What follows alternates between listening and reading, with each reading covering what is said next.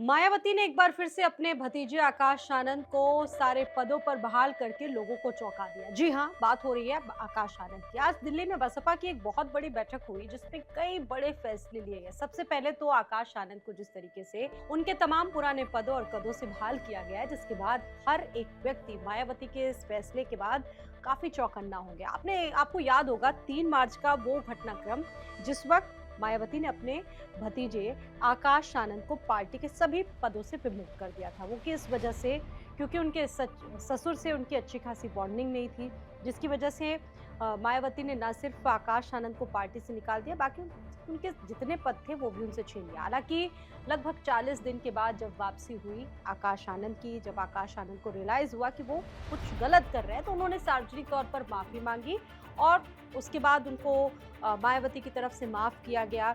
लगातार बहुत सारे ऐसे ट्वीट्स आए, आपने देखा होगा ये सियासी घटनाक्रम लगातार जिस तरीके से घटा, वाकई हर एक व्यक्ति ने इस पर देखा और समझा कि आखिरकार ये बसपा में चल क्या रहा है।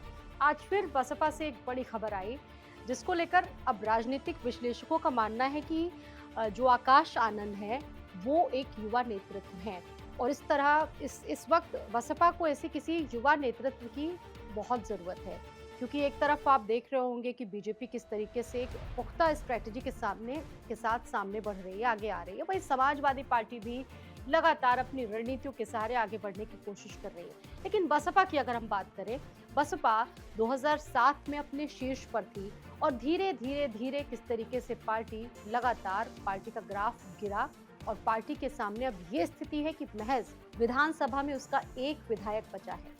अब बड़ी चुनौती है कि बसपा कैसे इसको अपने आप से उबार सके। अब बड़ी बात है, ना तो बसपा में वैसी सांगठनिक क्षमता बची है और ना ही वैसे नेता बचे हैं। ऊपर से आपने देखा होगा कि राजनीतिक जो तस्वीरें हैं बसपा की वो भी बदलती रहती है। अब आकाश आनंद को पार्टी का अब तक का सबसे बड़ा पद दिया गया है। मायावती के बाद नंबर 2 पर सबसे ज्यादा अगर महत्वपूर्ण भूमिका है तो आकाश आनंद की है। इससे पहले आकाश आनंद नेशनल कोऑर्डिनेटर थे और पार्टी ने एक बार फिर से उनका यही पद उनको वापस किया है। अब फिलहाल बड़ी चुनौती बसपा के सामने ये है कि बसपा अभी 3 हिस्सों में बटी है, उत्तर भारत, पूर्वोत्तर और दक्षिण भारत। इसे 3 नेशनल कोऑर्डिनेटर को देखते हैं, जिसमें राजाराम, रामजी गौतम और रणधीर सिंह बेनीवाल। और अब ये तीनों जो नेशनल कोऑर्डिनेटर्स हैं वो आकाश आनंद को बसपा की सारी स्थितियों से अवगत कराएंगे, या यूं कहिए कि इसको रिपोर्ट करेंगे। 16 महीनों में मायावती ने आकाश को 2 बार नेशनल कोऑर्डिनेटर अपना उत्तराधिकारी बनाया और दोनों ही बार हटा लिया गया। लेकिन इस बार देखिए दिक्कतें बहुत सारी हैं, क्योंकि बसपा को एक बार फिर से वापसी करनी होगी, अपनी जो चीजें थी पुरानी वाली उनको बहाल करनी होगी। जो सांगठनिक क्षमता है बसपा को अपनी एक तरफ से बढ़ानी होगी। सबसे बड़ी बात यह है इसको लेकर कि 2027 से पहले कई राज्यों में विधानसभा चुनाव होने हैं। ऐसे में बिहार में भी चुनाव होने हैं।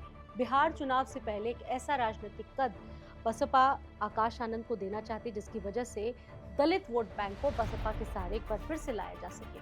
और उसके ठीक बाद एक बार फिर से उत्तर प्रदेश में विधानसभा चुनाव होने हैं। उसको लेकर तमाम कवायदे बसपा की तरफ से की जा रही है और हर एक क्षमता के साथ बसपा उन तमाम चुनौतियों से उबरना भी चाहेगी। और ऐसे में एकमात्र युवा नेतृत्व जो है वो बसपा के सामने आकाश आनंद के रूप में है। अब बड़ी बात यह है कि जो आकाश आनंद है एक युवा नेतृत्व है, काफ़ी मुखर प्रवक्ता रहे हैं और इसी मुखरता की वजह से कई बार मायावती ने उनको अल्टीमेटम दिया। हालांकि वो बहाल हुए, वापसी उन्होंने की, लेकिन इस बार किस तरह की क्षमता दिखाएंगे आकाश आनंद और क्या कमाल कर पाएंगे। एक तरफ समाजवादी पार्टी से अखिलेश यादव का युवा नेतृत्व है और दूसरी तरफ बीजेपी से आप सभी जानते हैं कि योगी आदित्यनाथ है। और ऐसे में आकाश आनंद का युवा नेतृत्व कितना चमकीला साबित होता है, क्या कमाल कर पाता है 2027 चुनाव में, ये देखने वाली बात होगी। आप इस पर क्या कहते हैं? आपका क्या मानना है? क्या आकाश आनंद जैसा युवा नेतृत्व बसपा को बदल पाएगा, पुरानी क्षमताएं वापस दिला पाएगा? जरूर बताएं।